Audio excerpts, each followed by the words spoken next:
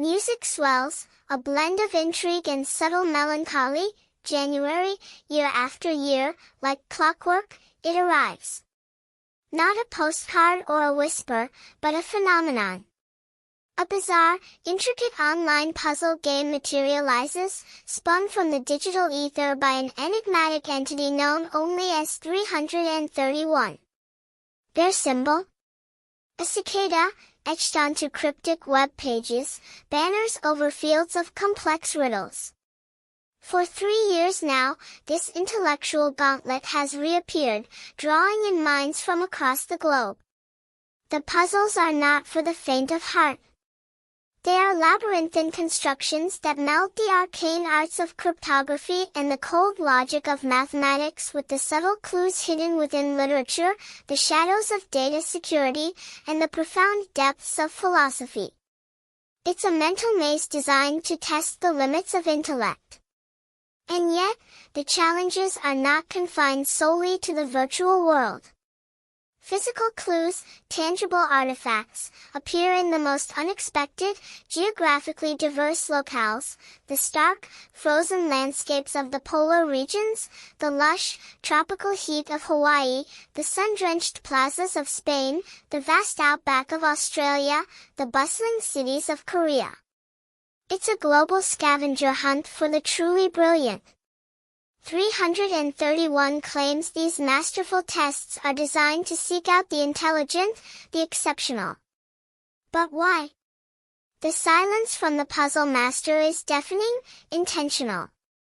Speculation runs rampant. Many believe these nearly impossible conundrums are not just games, but sophisticated recruitment tools, casting a wide net for hidden talents on behalf of shadowy organizations, perhaps the CIA, or MI6, entities with a vested interest in finding the brightest minds for purposes unknown.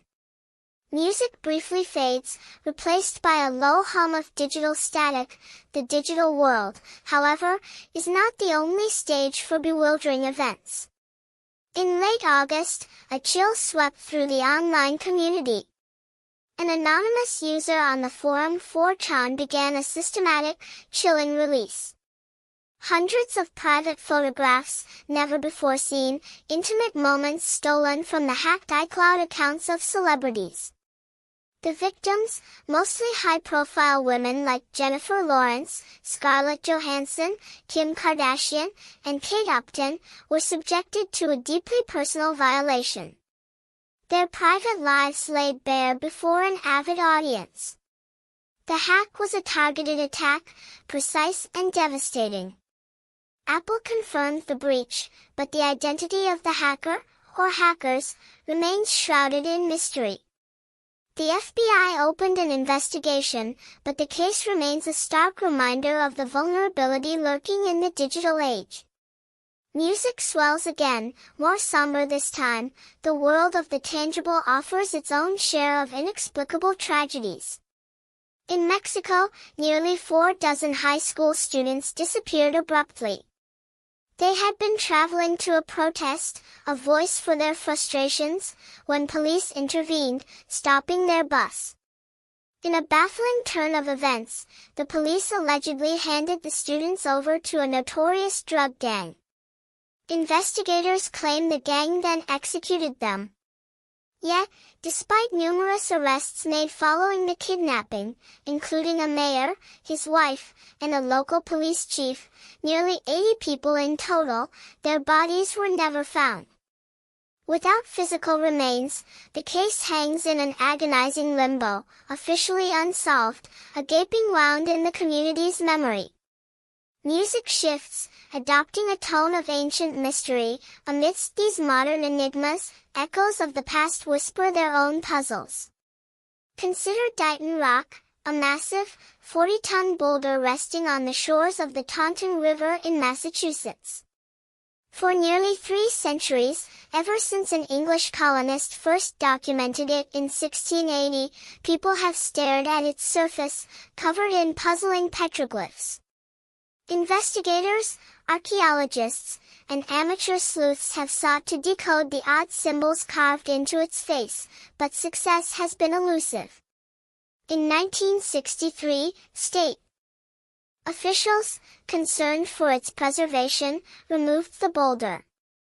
Most scholars lean towards Native American origins for the carvings, but wilder, more fantastical theories persist. Some whisper of Portuguese explorers, others of ancient Chinese navigators, and a few, even, of the ancient Phoenicians leaving their mark on the New World. Music changes, becoming ethereal, almost childlike, travel back further in time, to 12th century England. In the village of Woolpit, two children emerged from the earth, it seemed, or perhaps from another world entirely. A brother and sister, their defining characteristic was a shocking, unnatural green tinge to their skin. Normal in all other ways, they spoke a language no one could understand and refused all food until offered the unripe stalks of bean pods. Eventually, their skin faded to normal color as they learned English. Their story, when they could tell it, was strange. They came from the land of St. Martin, a dark place where the sun never rose high above the horizon. They claimed they had been tending their father's herd, followed a river of light after hearing bells, and found themselves in Woolpit. Were they children from a parallel dimension, inhabitants of the hollow earth, or something even more extraordinary, extraterrestrial beings? Music becomes tense, foreboding. The mysteries don't always involve the ancient or the fantastical. Consider Ricky McCormick, found in a field in St. Charles County, Missouri, on June 30, 1999. Missing for only 3 days, his body was already badly decomposed. It wasn't until 2011 that the FBI revealed a chilling detail. Tucked into his pockets were 2 notes, written in a complex, encrypted code. The macabre twist? McCormick was a high school dropout, known to struggle with basic literacy, barely able to write his own name. The encrypted notes defied simple explanation, and even America's top cryptographers have been unable to crack the code, leaving McCormick's final thoughts locked away. Music softens, evoking a sense of decay and neglect. In the woods near Bear Brook State Park, New Hampshire, lies another haunting puzzle. In 1985, a metal drum was discovered, containing the remains of a woman and a young girl, related in some way. Their identities remain a mystery. 15 years later, another metal drum surfaced, just 100 feet away, holding the bodies of 2 more young girls. One of these girls was related to the victims found in 1985, but the 4th victim bore no known relation. The condition of the remains suggested they might have died as early as 1977, their fate hidden for decades before the discovery of the first drum.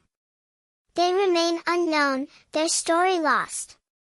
Music becomes somber, rhythmic, like a slow heartbeat. British Columbia's Highway 16 bears the grim nickname, the Highway of Tears. From 1969 to 2006, an alarming number of women, 18 documented cases, were murdered, went missing, or were found dead along this stretch of road.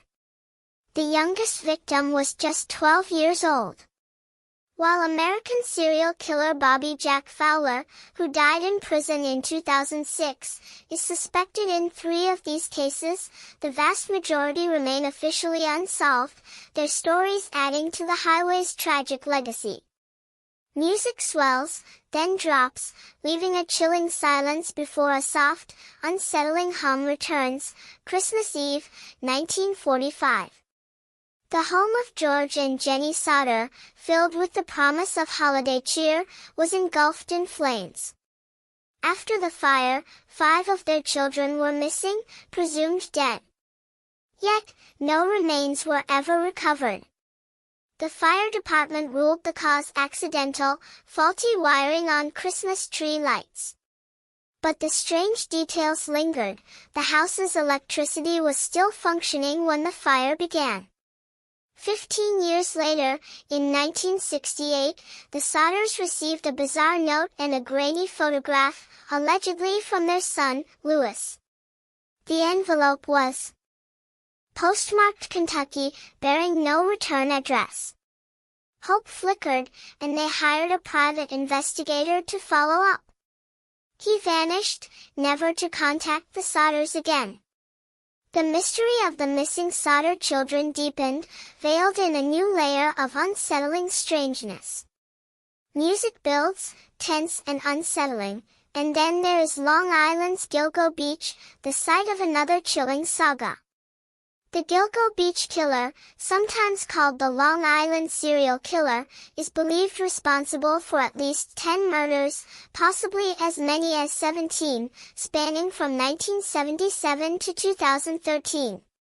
Most victims were sex workers, found brutally slain along a stretch of beach. But the grim tally includes an unidentified toddler as well. In 2009, NYPD detectives claimed they received a phone call from the killer himself, taunting them. They reportedly narrowed down his location to somewhere in the bustling heart of Times Square, launching a frantic search. Yet, he vanished, evading capture. To this day, the Gilgo Beach killer may still be among us. The open case is a grim testament to his elusiveness. Music swells to a dramatic peak, then slowly fades, leaving only an echo of mystery.